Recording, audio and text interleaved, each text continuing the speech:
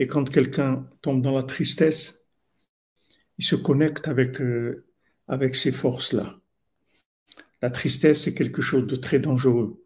D'un côté, vous voyez, on a la Torah de Rabbeinu, qui sont les plus grands secrets qu'il y ait jamais eu dans le monde, et qu'une seule parole de Rabbeinu, elle répare notre vie entière. Donc, d'un côté, on a le médicament le plus élevé qui est. Et on voit que comment le mendiant, il la soigne, en fait, il la soigne avec la joie. C'est comme ça qu'il la soigne. Il lui donne des doses de joie. Il la soigne avec le tikkun haklali, que le tikkun haklali, c'est la réparation de l'alliance. Mais cette réparation de l'alliance, on va se faire avec de la mélodie. C'est ça la réparation de l'alliance. On aurait pu dire, voilà, il la répare en lui disant de jeûner ou de se mortifier ou de ne pas parler pendant une semaine ou de lui dire de pas dormir, d'étudier sans arrêt, de faire des choses qui sont d'après certaines logiques, qui sont des réparations. On voit que non, que maintenant, elle a pris conscience que le Satan, les forces négatives, c'est pas ça la vie. Elle veut se sauver de là. Quand elle se sauve de là, il lui tire les 10 flèches. Ces 10 flèches-là, c'est quoi en fait? C'est qu'il la rend triste. C'est ça les 10 flèches.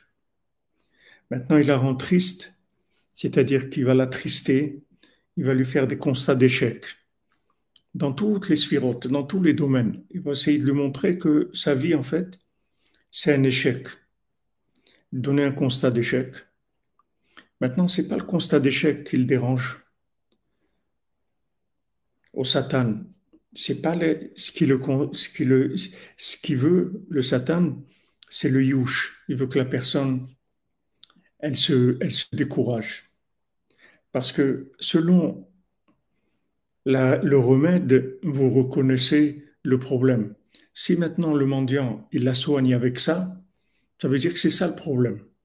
Si le mendiant, il vient, il la soigne avec de la joie, la clinique de la joie, Bezat Hashem, que Hashem lui donne le souhait de la faire, de commencer à faire des séminaires au Mishkan, à Ouman, des séminaires de la joie pour apprendre à être joyeux. Ça s'apprend puisqu'on va voir Ravim Nachman, il développe des méthodes, comment être joyeux, comment faire semblant d'être joyeux, comment prier pour être joyeux, comment danser, comment faire des efforts physiques, comment parler de la joie. On voit que le, le, le- le remède, c'est ça. Et même le septième mendiant, que Rabbeinu l'a pas raconté, il n'a même pas pu raconter tellement le monde est dans la tristesse. Il n'a même pas pu raconter le mendiant qui n'a pas de pied, qui n'a pas de jambes, parce que la danse, c'est encore un autre niveau, encore beaucoup plus avancé que la mélodie. Il y a le chant et la joie, et il y a la danse. Mais la danse qui vient de l'effet de la joie. C'est-à-dire une fois que le sixième mendiant, il va terminer son travail, il va soigner la princesse, elle va commencer à danser. Et ça, c'est la Géoula. C'est ça le Mashiach. Maintenant, comme Rav Ben Nachman il dit, comme on l'a étudié dans Sasson Vesimcha, et que, et que Baruch Hashem, on a commencé avec ça, avec Sasson Vesimcha, on a commencé les shurim de la nuit, à l'époque où il y avait le Covid, il y a 3 ans et demi maintenant, qu'on a commencé, on a d'abord fait Sasson Vesimcha et après on a fait Sippurim Maasiot. Maintenant, on est dans la fin des Sippurim Maasiot, on a fini les contes eux-mêmes et on est dans les allusions du dernier conte. Mais c'est tout dirigé par Rabbeinu, c'est la yeshiva de Rabbeinu, c'est lui qui nous a amené à cette étude-là. Mais d'abord, Sasson Vesimcha, d'abord la Simcha. La simra, c'est quelque chose pour nous Amen, amen, Bezat Hashem. Septièmement, Yom Bekaro, Bezat Hashem. La simcha pour nous, c'est pas un plus, c'est pas un état d'âme intéressant, c'est indispensable pour nous. C'est-à-dire que c'est la guérison de notre âme.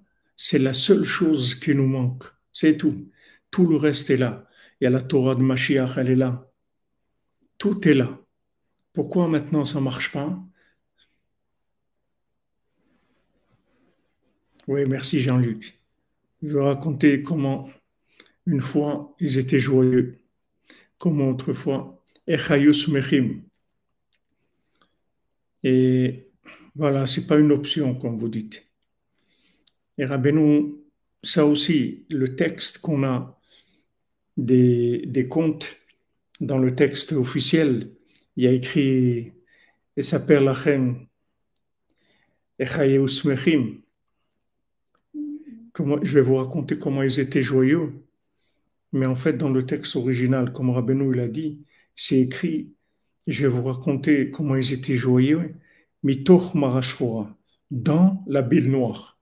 C'est-à-dire que maintenant, ils se trouvent dans une situation qui a l'air un constat d'échec, qui a l'air un monde de fou, qui est plein de déceptions, qui est plein de haine, plein de guerre, plein de persécutions, d'incompréhension, de mépris, de manque de réussite dans tous les domaines. Et de là, il faut être joyeux. De là, il faut être joyeux. Mitoch Mahasroa. Je vais vous raconter comment ils étaient joyeux. Mitoch Mahasroa. De l'intérieur même de la tristesse. C'est-à-dire, en fait, tout ce concept de la tristesse, c'est-à-dire plutôt ce constat de la tristesse que Rabbeinu, il a dit que il est imaginaire, puisque Rabbeinu l'a dit que, en fait, le Sahara, aujourd'hui, on va l'appeler l'imagination, le Kocham Damé, l'imagination, c'est qu'en fait, on a tout. Comme quelqu'un qui est un enfant gâté, vous voyez, et qui fait la tête, qui râle, qui se plaint. Et vous lui dites, mais pourquoi tu râles?